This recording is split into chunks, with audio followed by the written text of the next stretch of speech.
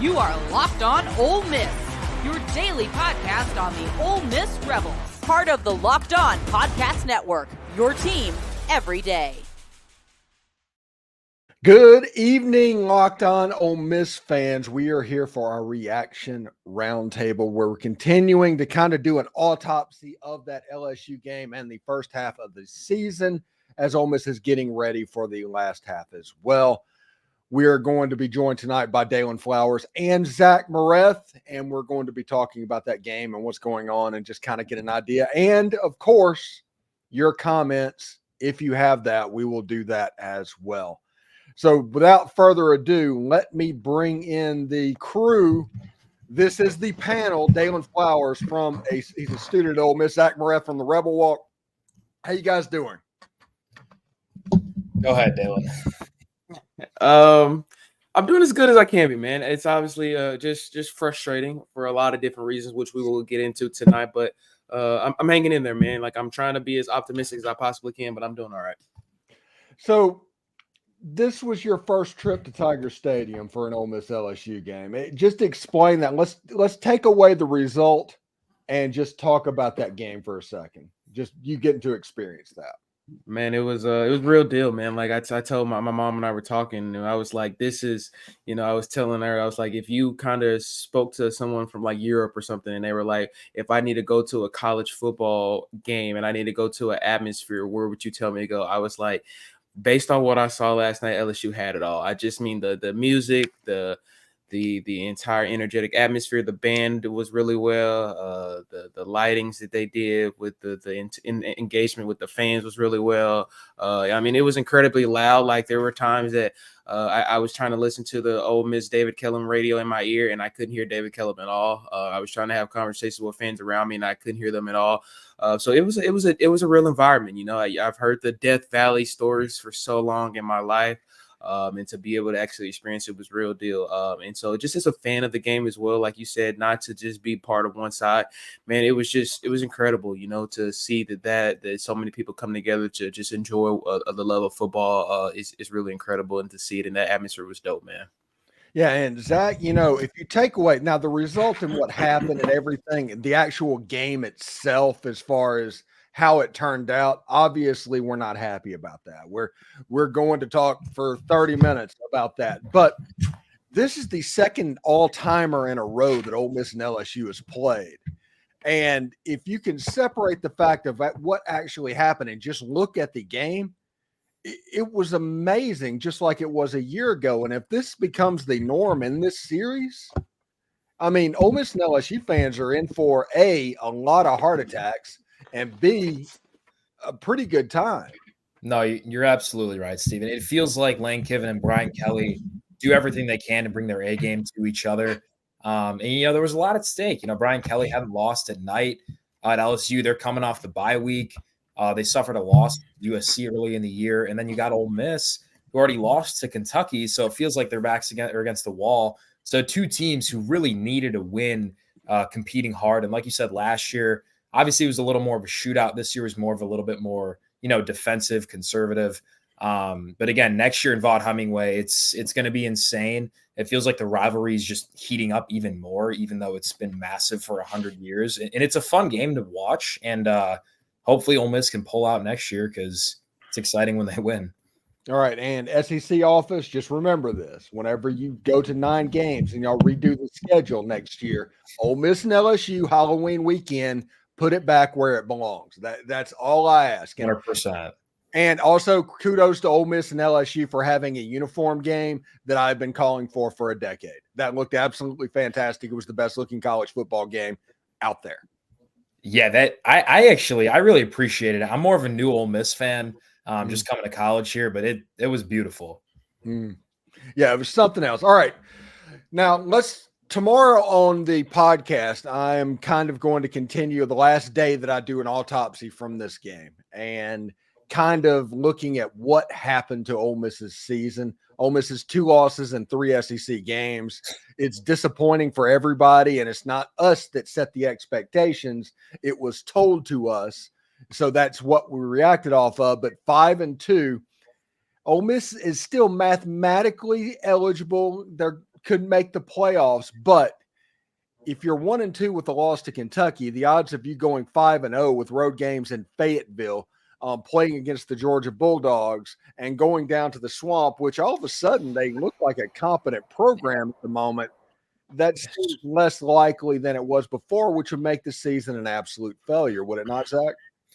Yeah, it's really scary and disappointing, Steven. I mean, you really have to take into account how much that Kentucky game has affected everything. Because when you're going back and predicting the season, I think majority of the people had 1 or 2 losses. And if you did have 2 losses, it was, okay, it's against LSU and Georgia. But the first SEC game, you drop to Kentucky, and it ruins everything. And now the team's playing with a pressure, which they shouldn't have to. And now you have 2 SEC losses, and the only chance of getting in the playoffs is winning out. And like you said, we have to play at Fayetteville, which we are horrible in Fayetteville. We have to play Georgia, one of the best teams in the country. And apparently Florida can play a little bit. Yeah. So it's concerning, man, and very disappointing to say the least. What say you, Dalen? Yeah, it's obviously frustrating. I mean, just everyone bought into this season. We come off 11-win season, the return of so much from last season on both sides of the ball, and as well, of course, the number 1 trans supporter class in the country from this offseason. Everyone bought in. This was labeled as the last dance. We got the recognition that we thought we had finally deserved. Those first 4 games were, good, but I think also, that Wake Forest game, I think opened a lot of people's eyes, and we saw a lot of question marks that, going into SEC play, I think honestly a lot of people became concerned about. And I think, the Kentucky game was very a big beacon of answers for what our football team honestly was going to look like going into the South Carolina LSU game. And I think a lot of people thought that, the Carolina game deceived to see what would be a lot of change. And unfortunately, we didn't see much of it last night. So it's definitely a big disappointment because, like Zach said, we didn't expect to be at this point. The Kentucky game puts a lot of pressure on us to go undefeated on the rest of the season. And, that kind of was the expectation anyways to at some point, really, I was hearing from a lot of fans before the season started to kind of even have more confidence in going into Baton Rouge this year and actually coming away with the W for the first time since 2008. So and they should have won. They should have won that game. Exactly. And so, and that's what makes it frustrating. The Kentucky game, we got out coached and we got outplayed as well. And that's a game that we should have won as well. And we can play the could have, should have game all year, all game long, all season long. And it's going to eat us up. And that's why it's so difficult because, I said last week, how do we beat LSU? And I said, we can't beat ourselves up. And unfortunately, that's what I saw last night. I'll get more into that, of course, but I'm just not happy because of the execution of our own team, especially on the offensive side of the ball. And so it's really disappointing because I know that we have the quality, we have the talent, we have the depth on this team, and it just has not been executed properly. And that's really just frustrating from a fan perspective because we know that after this season, almost all of this is going to be, have to be reset and restarted for a completely new team. One of the key moments of this game was Ole Miss decided to quickly go for it on a 4th down inside the 5-yard line down there. And instead of bringing in JJ Pegues and doing what they do all the time, they decided to do a quick snap, give the ball to Henry Parrish. But here's the worst part of that. I don't agree with running Henry Parrish right up the gut anyway. Yes. But the key to that play was Jordan Watkins being able to block an SEC defensive end one-on-one at the end of the line, who ended up blowing up the play. And at that point, Ole Miss just gave up 3 points. And those 3 points, if you would have kicked that chip shot field goal, you would have won the game. I don't understand. That play was so mind-boggling. In the entire drive, they ran the ball with Parrish 4 times. Thank you. So you can imagine the guy's he's probably not coming off like a fresh breath of fresh air, and he weighs 185 pounds, and you're going to try and sneak him up the middle. And like Steven said, Jordan Watkins is trying to block a defensive end who's dominating our tackles. Mm-hmm. So really just terrible, terrible approach. Take the time to substitute Pegues in the game and run him up the gut. The one run he had, he was mauling LSU defenders.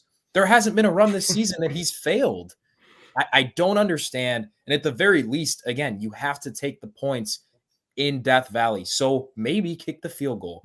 But the running the ball 4 times in a row and concluding that with Parrish getting stopped, it was just icing to the cake of horrible play calling. All right, when we come back, thanks again for making the Locked On Ole Miss podcast your first listen every day.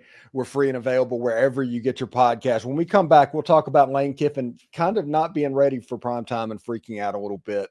And this wasn't the defense's fault. The defense played well. They held that LSU team to 1 touchdown for 59 minutes and ended up losing the game because of a Lane Kiffin offense. And I never thought I'd see the day where I'd say that.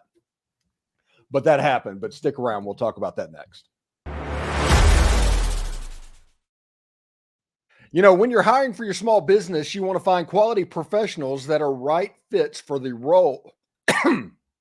That's why you need to check out LinkedIn Jobs. LinkedIn has the tools to help you find the top professionals for your team faster and for free. From my own experience, I'm sorry about this. Hiring can be a challenge, especially when you want to make sure that you have the best candidates. I've used LinkedIn Jobs to help me fill positions on my team, and the process was incredibly smooth. It made finding qualified candidates so much easier. The platform does all the heavy lifting, allowing me to focus on what matters and the right person for the job. Here's the thing. LinkedIn just isn't a job board. It helps you connect with professionals you will not find anywhere else, even those who aren't actively looking for a new job, but who might be open for the perfect opportunity. In fact, over 70% of LinkedIn users don't even visit other leading job sites. So if you're not using LinkedIn, you're missing out. And get this, 86% of small businesses find a qualified candidate within 24 hours. So ready to make the right hire? Post your job for free at linkedin.com/lockedoncollege. That's all one word. That's linkedin.com/lockedoncollege to post your job for free. Terms and conditions apply. Hire professionals like a professional. This episode is also brought to you by College Corner, your one-stop shop for all things Ole Miss. Game day is just around the corner, and for Oklahoma, we're going to be rocking powder. So head on over to College Corner and pick up your perfect game day gear. Whether you're gearing up for football, basketball, or baseball, College Corner has got you covered. They're located off of Sisk Avenue, right across from the new Chick-fil-A. Getting to the store is a breeze, and they have a ton of parking. And for those of you out of state, no worries. Visit collegecornerstore.com, where they turn around orders lightning fast. Trust me. This just isn't just a sales pitch.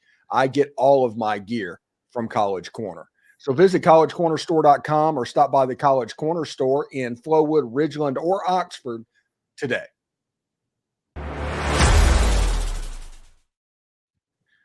All right, gents, here we go in this last little bit. We're going to do this. And if we think about it, we're going to hit the comment section and see what people need to vent in that last section. But I don't understand the personnel decisions right now that is going on offensive on this football team. I think that the spring practice lineup and the fall camp kinder gentler led to Ole Miss not knowing what they had when the season started. Now we're 7 games in, and they still don't know certain personnel questions because they were so scared of a depth chart of all things in the spring.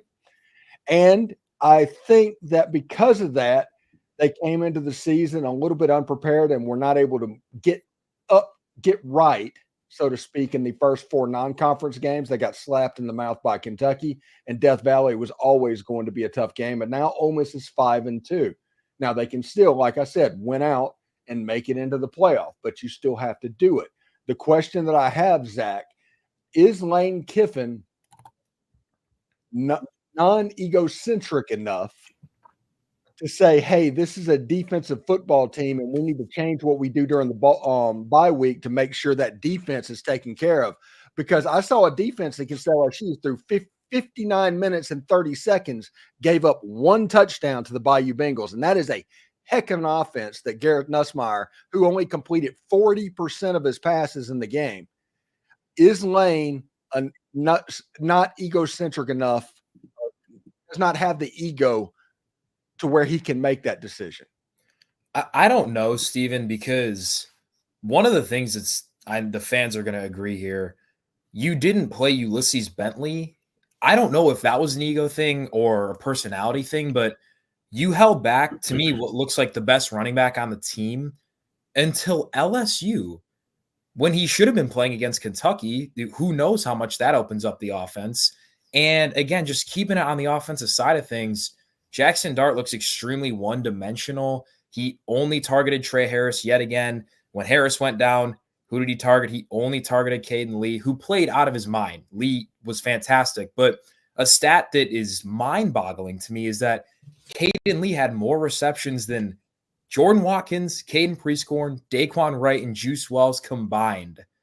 I don't know how that happened. So something has to change. And clearly Lane needs to start investing a little bit more into what's going on the offensive side of the ball. But there's no doubt that this team is going to have to be led by the defense at this point in time because the wide receiving core is not getting it done. And Trey Harris, I don't know what's going on, but it feels like there's a new injury every game.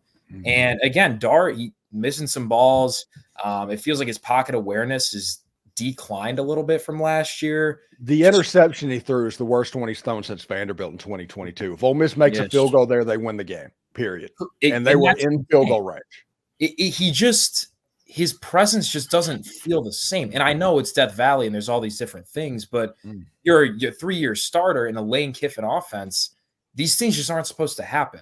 So I don't know. It's confusing, but again, this defense it's kind of carrying the squad so far, which is shocking. Yeah, the team kind of freaked out a little bit. What did it look like inside the stadium, Dale? I mean, yeah, I saw similar those things. I want to say I believe Trey Harris on a touchdown on a red zone drive injured his finger, and I saw him holding his hand when he left the game, and when he held his hand, he didn't come back in. I don't know if that's confirmed or not. That's just what I saw from the sideline. So that's I've heard rumors of hip too. Okay, so I don't know. But yeah, I have a problem with a lot of different things. Like the Ulysses Bentley situation is something that's obviously been talked about, but as well, I noticed Henry Parrish got bullied last night in terms of pass blocking, and I genuinely believe some substitution needed to be made in terms of just that simple situation. Henry Parrish got bullied by Weeks, by Braden Parrish last night, all night long, and that just completely eliminated the passing game that we even tried to have. But as well, we continue to use the deep routes, and it's not going to work when when our offensive line is battling injuries, but as well, it's just depleted.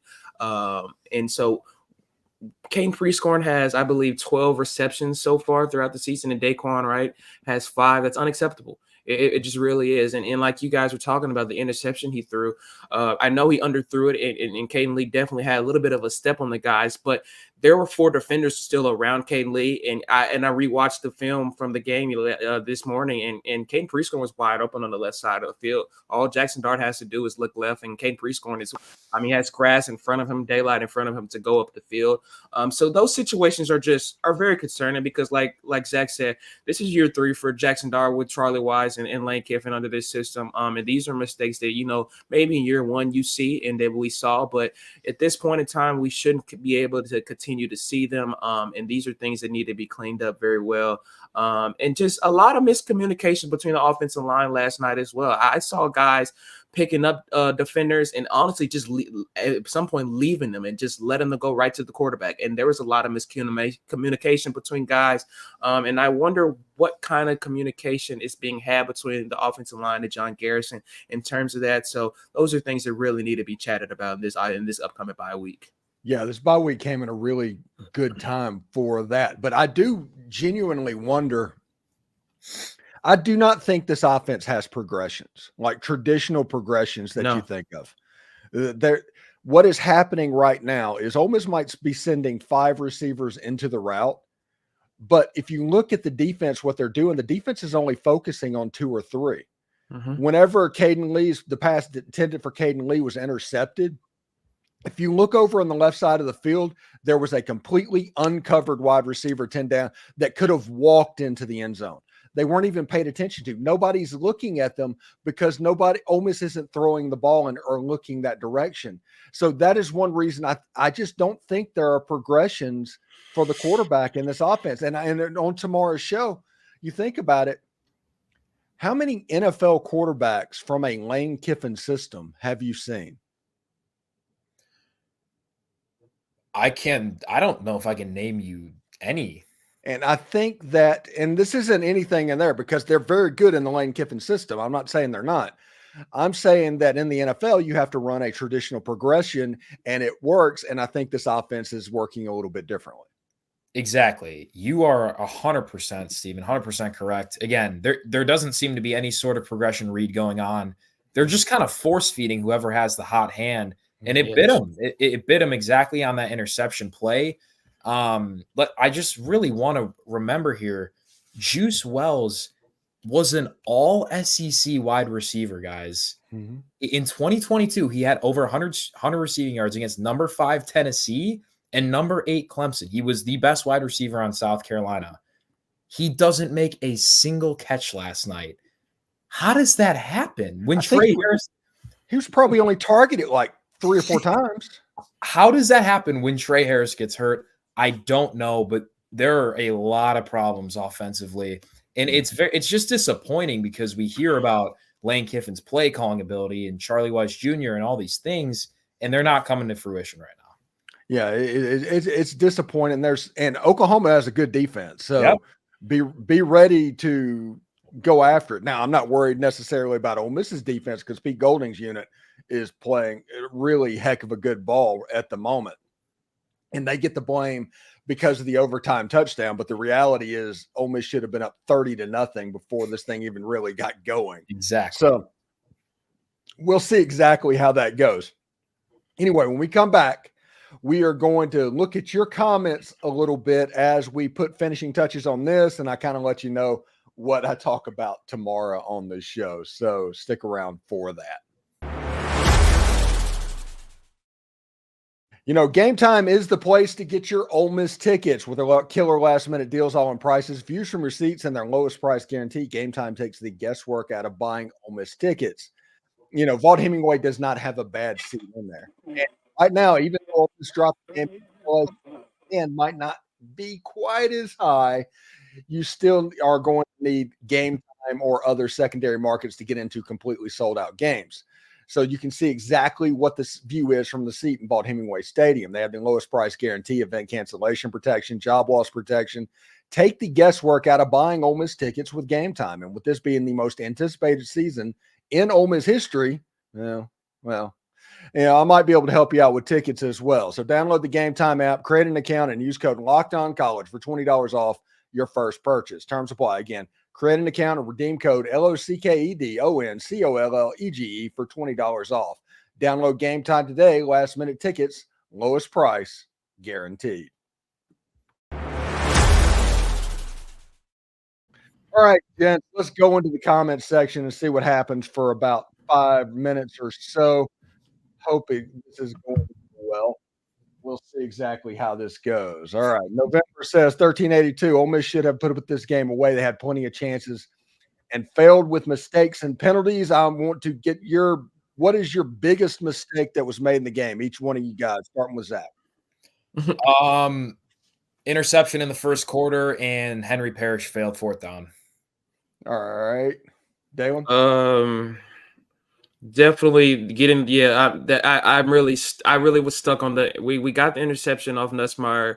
Get the ball like the 13-yard line. 4 runs. Don't even look at to complete a pass or anything, and don't bring in JJ. That's something that really just stuck in my mind because we could have had 7 points. We should have. When you get the ball in your 13, you need to put up 7 points, and that could have won us the game.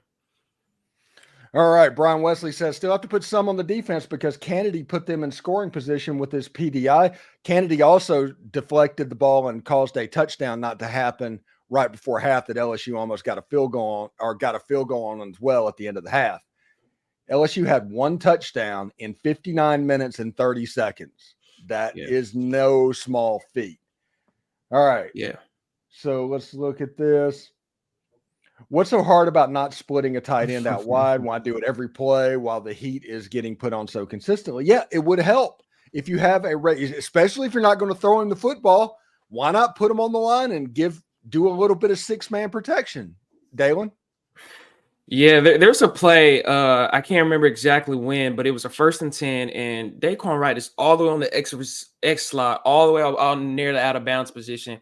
And we look deep down, we throw the ball, it gets incompleted, and Daquan Wright just runs and stops. There's no progression for him. There's no route being run for him. He just runs and stops. if we put him on the line of scrimmage to help the run block, to help the pass block, use him as a ghost screen, he can sit there in the middle of the field. He can be used right there in the middle of the field. We saw Caden Prieskorn. That happened last year. Caden Prieskorn is marvelous when he's using behind the line of scrimmage, used as a motion receiver, used as a ghost screen, gets in the middle of the field, and is used in the middle of the field productively. Or, when Jackson Dart is needed to scramble out, Caden Prieskorn is showing to be really good in making plays happen and getting himself open to make those things happen for, Dart to have a little bit more freedom. We haven't seen that. And it's so frustrating because I know that we can do it. And we saw it last year. We saw Caden Prieskorn have those great moments, even when the time, because Caden Prieskorn missed a lot of the first couple of games last year. And he came in and he was still very effective. We've seen it happen. And we saw Daquan Wright do it at Virginia Tech. That's why it's so frustrating that they're not being utilized at the things that they're great at. And so they look non-existent because they're not being used correctly. All right. Seabass 86 says, Steven, are you concerned about the future of our collective? I'm worried we start losing Wells and checks bounce. I don't worry about checks bounce, and we're going to be all right there. But I do think that the collective isn't going to be riding high. Whenever we always talked about Ole Miss fans being completely all in this year is because they were. So if they're not as in as what they are this year, it's going to come down just a little bit. But here's my concern in this situation, Zach. We got all these guys. Let's look at the loss of Quinshon Judkins, where we got all that extra money, and everybody thought that Ole Miss was going to get a bunch of guys and replace him in the aggregate. You remember we always talked about replacing Quinshon in the aggregate. Well, what Ole Miss has done instead is 1-for-1 Henry Parrish and Quinshon Judkins, with Rashad Amos and Ulysses Bentley and everybody else, all the aggregates sitting on the bench. So if you're not going to actually replace him in the aggregate, I think they're not using the collective as efficiently as they need to. And I think they obviously kind of bench spun a little bit without doing. Like, if you're going to ask people for money, they have a right to an opinion. Yeah, and the craziest thing about the on-field play is that they're using Parrish as if he's Quinshon Judkins, and it's just not the same player. Like, Parrish is a much smaller guy, and he's been getting banged up nearly every game. And finally, someone made the right decision to play Bentley. But again, you can't replace a guy like Judkins. And again, we were told, there's going to be this posse, this great rotation. It hasn't happened, and the running game has not been as efficient as years in the past. Yeah, and let's be real about this, Dale. Let's just be real about all of this. They signed a whole bunch of players, and we all talked about how he's recruiting for a 16-game season.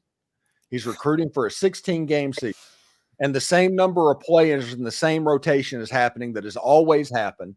So it doesn't matter if you've got all that extra depth because they're not using it. So basically what Ole Miss has is they're having the same problems they have always had with having a really good 22 and not having any depth, but not because they don't have it, because they're not using it.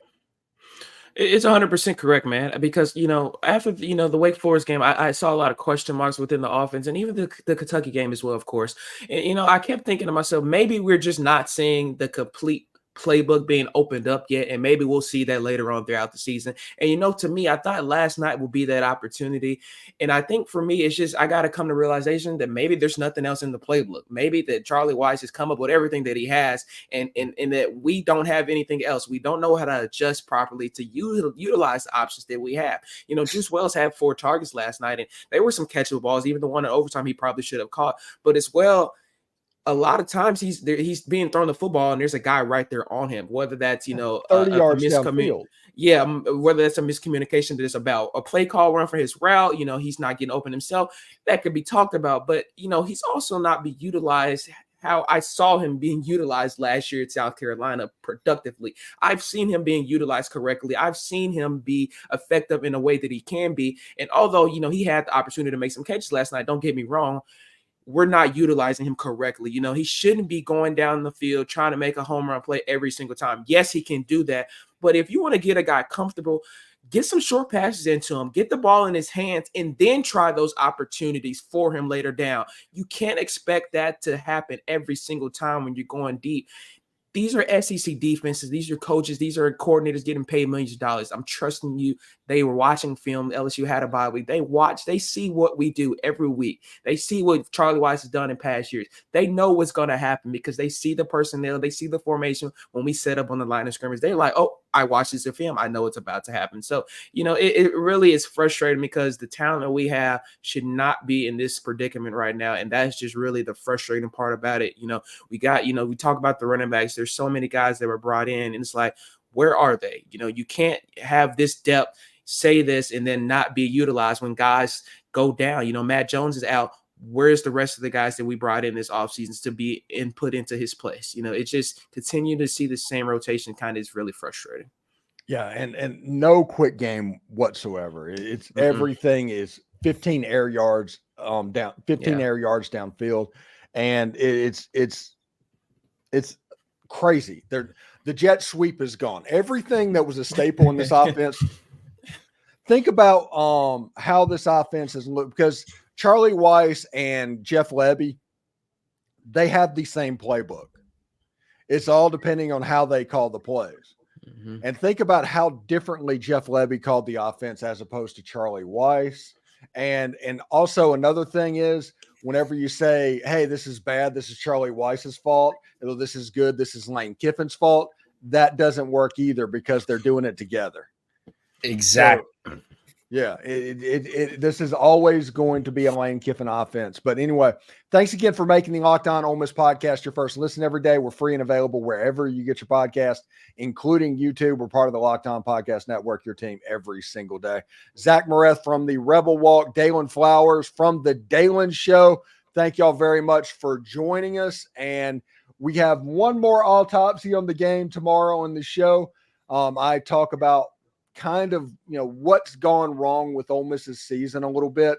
And then I'm going to have midseason grades. We're going to use that in the bye week. But once it gets into next week, we're going to do our normal game week type stuff. So it's not going to be doom and gloom forever, but we do need to do a proper autopsy of what's going on over the first 7 games. So thank you, Zach. Thank you, Dalen, for stopping by and doing the show. And we will see you next time.